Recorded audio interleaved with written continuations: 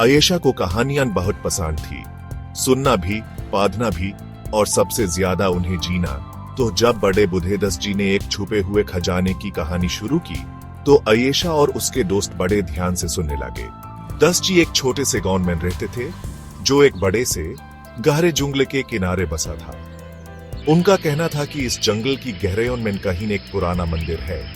कहानियों के हिसाब से इसमें अनंत खजाना छुपा है, लेकिन खबरदार, यह जंगल अपने राज छुपाने में माहिर है। बहुत लोग इस मंदिर को ढूंढने गए, पर बहुत कम वापस आए और कोई भी खजाना लेकर नहीं लौटा। आयेशा और उसके दोस्त राहुल और प्रिया ने एक दूसरे को देखा।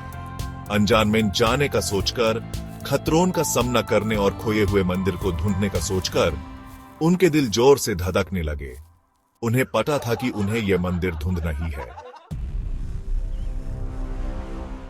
कहानी कहती थी कि एक शानदार मंदिर सदियों पहले जंगल में खो गया था। कहा जाता था कि इसकी रक्षा चतुर जाल और जंगली जानवर करते हैं। लेकिन सबसे दिलचस्प बात थी खजाना, एक जादुई चीज जिसमें बहुत शक्ति थी। कुछ लोग कहते थे कि वो एक ताज है जो पहनने वाले को कुदरत पर कंट्रोल देता है। दूसरे कहते थे कि वो एक चिराग है जो 1000 सूरज की रोशनी देता है। खजाना कुछ भी हो, आयेशा को पता था कि ये उसी तरह का एडवेंचर है जिसका उसे इंतजार था। बच्चों ने अगले दिन सुबह निकालने का फैसला किया। वो हल्का सामान लेकर चले, एक कॉम्पस, दस्त जी का बनाया हुआ नक्शा, कुछ फल और बिस्कुट्स और एक उमंग जो किसी भी दर से बड़ी थी। जैसे ही सुबह की पहली किरण ने गांव को छुआ, 3 छोटे कदम जंगल में चले गए। जो भी आगे था उसका सामना करने के लिए तैयार। जंगल ने उनका स्वागत अजीब आवाजों और रंगों से किया। बड़े बड़े पेड़ आसमान को छूते जा रहे थे, उनकी शाखाएं एक छत बना रही थी। बंदर शाखाओं पर शोर मचा रहे थे, अजीब परिंदे झाड़ियों में उड़ी रहे थे। दिन रात में बदलते गए और बच्चे नक्शे पर चलते रहे। उनकी उमंग धीरे धीरे थकान में बदल रही थी। जंगल उतना ही मुश्किल था जितना दस्त जी ने बताया था।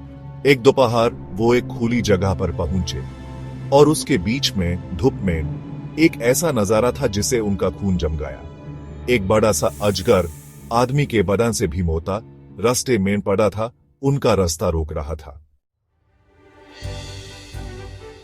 डर से वो जैसे हिल ही नहीं पा रहे थे। लेकिन आयेशा को पता था कि वो वहां हमेशा के लिए नहीं रुक सकते।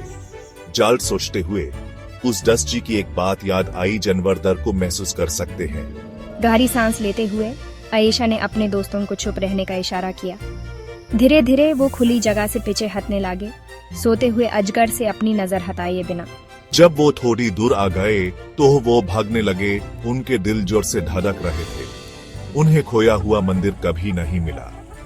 जंगल में एक हफ्ते के बाद, थके हुए और निराश, उन्होंने वापस लौटने का फैसला किया। वो खाली हाथ पर पूरे दिल से गांव वापस आए।